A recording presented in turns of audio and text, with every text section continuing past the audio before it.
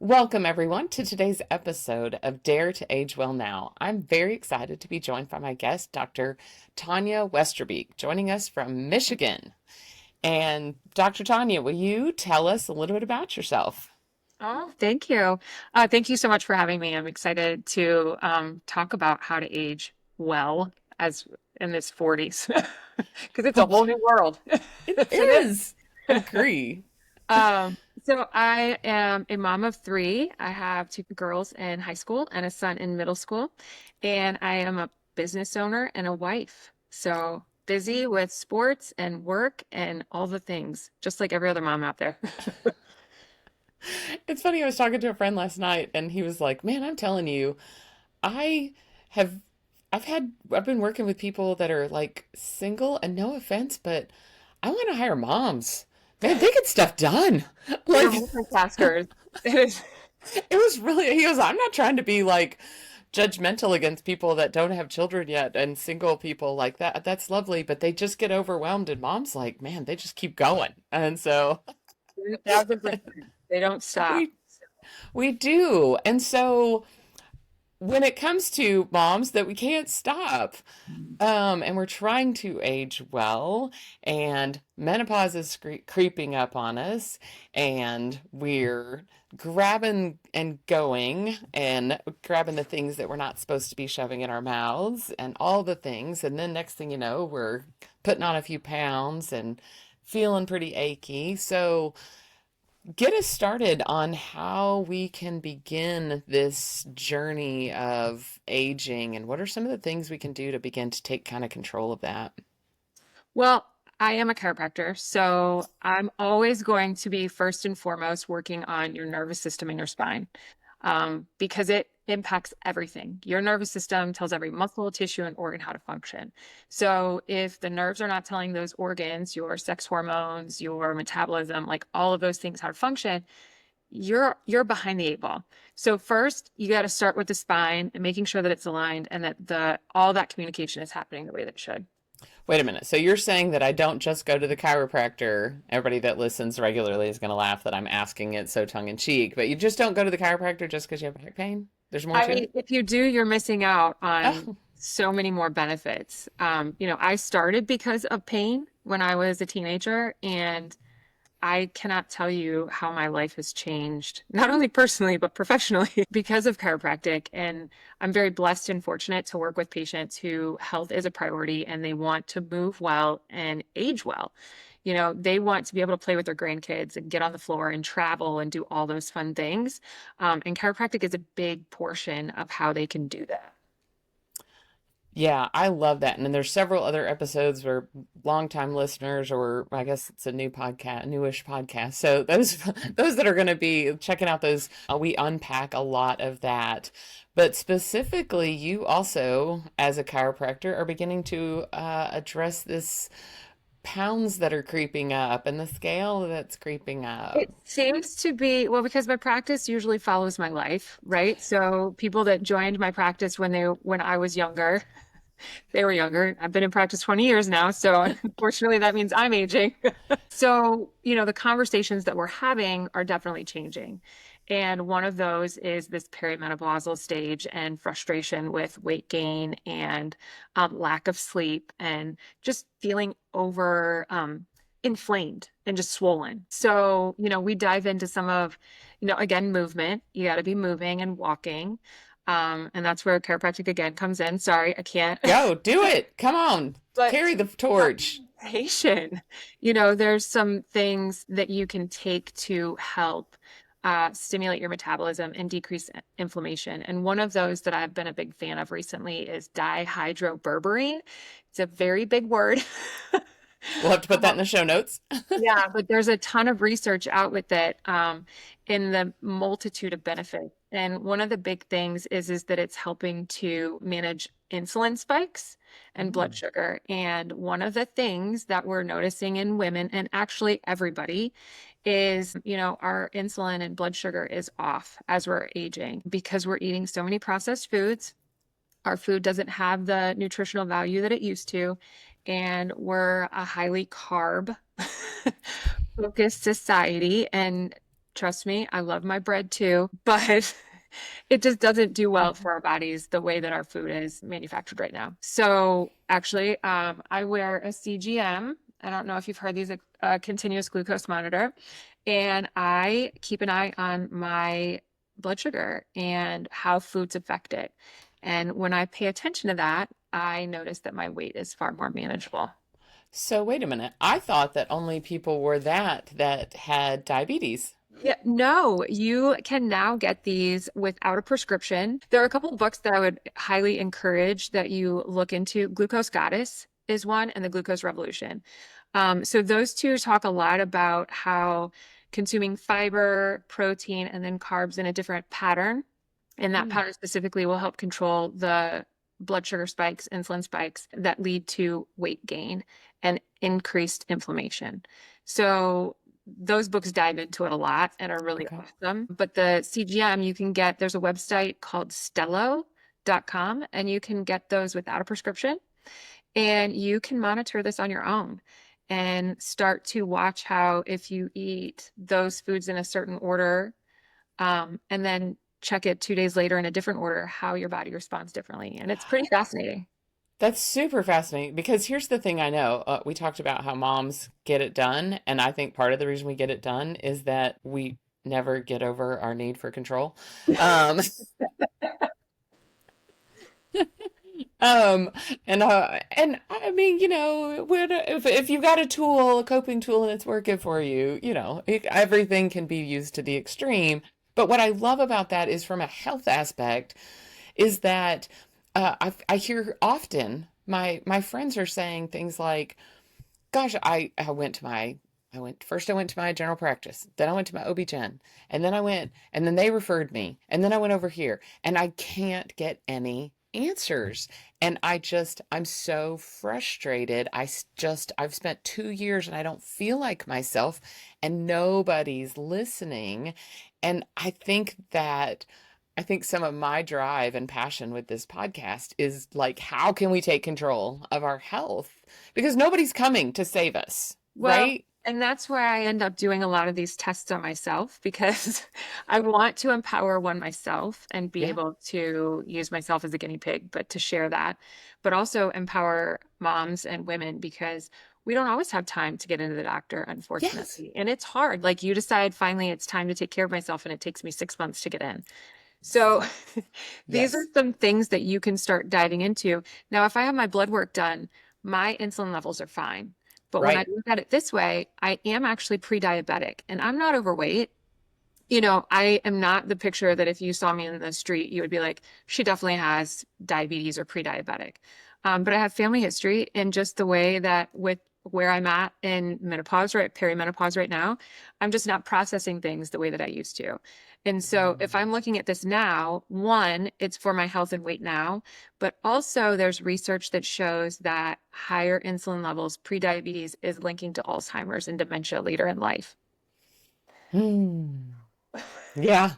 So I have two in-law, like my in-laws are in a facility with dementia, and watching that is really, really tough because they are just the sweetest people possible.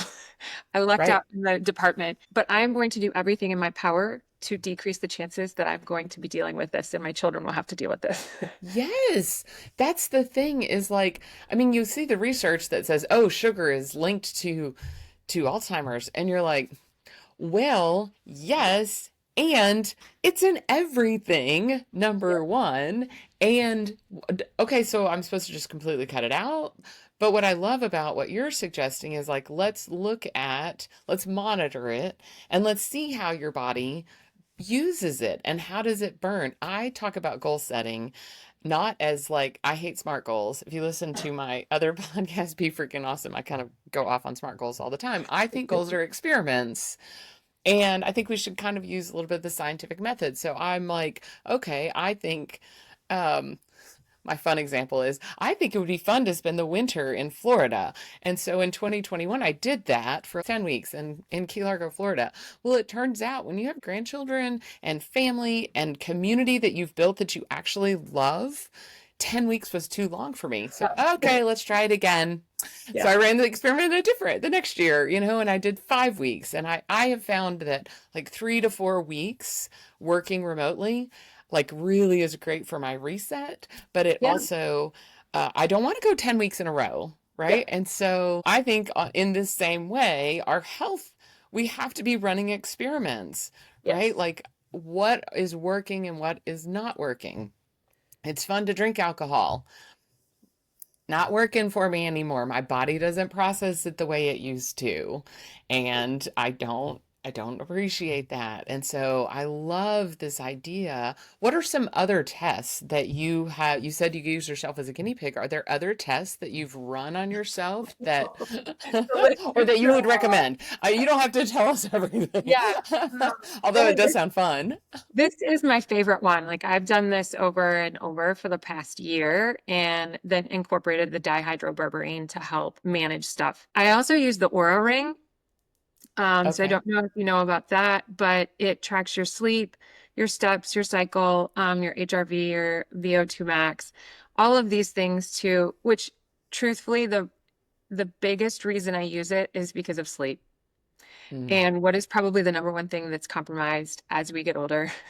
I mean, when we had little kids, it was our sleep. As we get older, it's our sleep. So I use this to tell myself to slow down because I am very disciplined and I get up and I exercise and I work out because that's my mental health. I have noticed that when I have cut back from running to walking, it's actually improved my scores. Um, because it was too much intensity. And it was just too hard on my body where I am right now.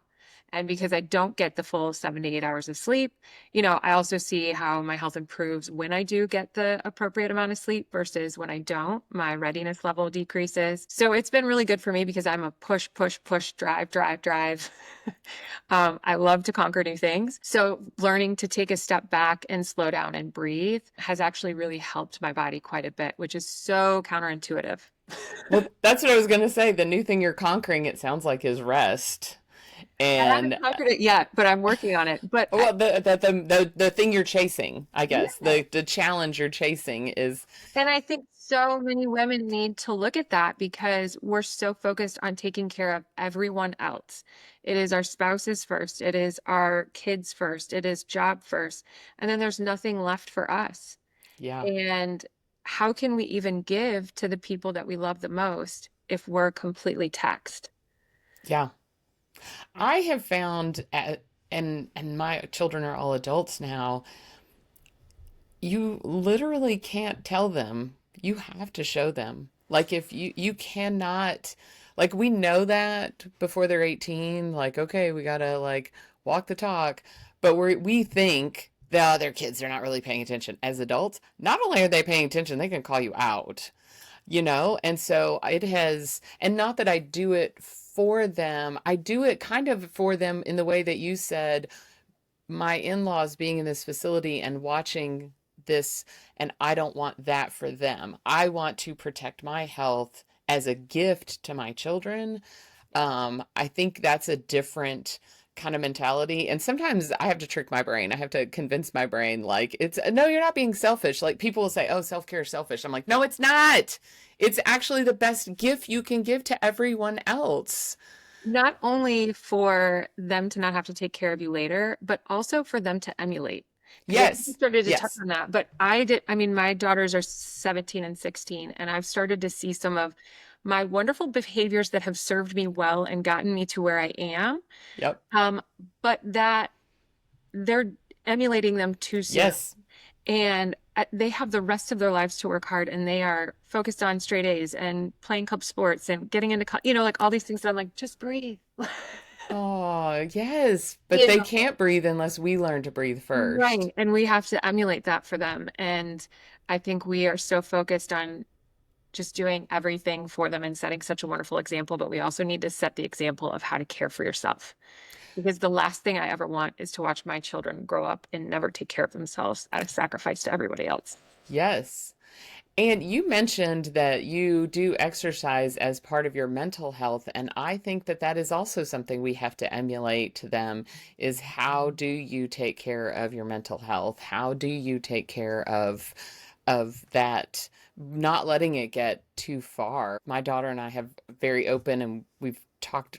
It's funny, we were speaking at an event together Oh, recently. so fun. Yeah, it's super fun. So we, coach together and have a podcast together. And I typically tell the perfectionist story where she came to me, she's 24, 25, and has figured out at work, oh my gosh, if I'm not perfect, I'm not lovable. And her coworker's like, where did this come from? And she figures out, oh my gosh, it's my mom. And I'm like, yeah, yeah, it's my mom. I normally tell that in my keynote. Yeah. And because what I go on to say is, yes, that was me. I've apologized. I'll apologize again. I'll walk through it. But baby, it's yours to heal now. Yeah. Like I can't heal for you. Yep. I can apologize for what I did, be your support system, but you got to heal. Yep. Well, this is the first time that I was at an event where she told the story from her perspective and really kind of leaned into that idea of like I had to watch my mom unpack her own perfectionism, Mhm. and I had to watch her go on her journey. And I hear moms say, oh my gosh, I want my kids to have self-confidence. I'm like, sweetie pie, you got to have some self-confidence. I want them to have self-esteem and to love themselves. Well, you got to love yourself, Yep. because where do we think they're going to learn it? Because I joke and say that they're learned on Instagram, but it's not real. Like Yeah. they got to see it to be it. Yes. Absolutely. And so that's why I have no problem working hard so that they can see what hard work looks like for Yep. success. Hard work at therapy, Yeah. admitting, like this is what I've unpacked and this is how it's shown up, and I'm really sorry, taking accountability for Mm-hmm. mess ups along the way because there's no Yes. manual for them There isn't. or No. life, Yeah. and then, yeah, like you said, exercise. I mean, I probably my favorite thing is my kids and I always work out on vacation together, which is Oh. really fun because that's the only time our schedules all line up. But my son and I love to work out too and lift weights, because he's 13 and 6'2" and 130 pounds. So we're Oh my desperately, gosh. we're desperately trying to thicken him up. You're like, I'm finding the weight that you need. I'm like, I would donate it at any moment, son. That's awesome. Oh, well, Dr. Tonya, this has been fantastic and touched on a whole range of how we can take care of ourselves and really with that heart to take care of others. Yeah. And if you aren't doing it to take care of others, that's okay too. Any last tips that you would leave, any word of wisdom you'd leave women with? Give yourself some grace. Love it. I think we have such high expectations if we're trying to accomplish any one of the things that we talked about, that we have to be perfect.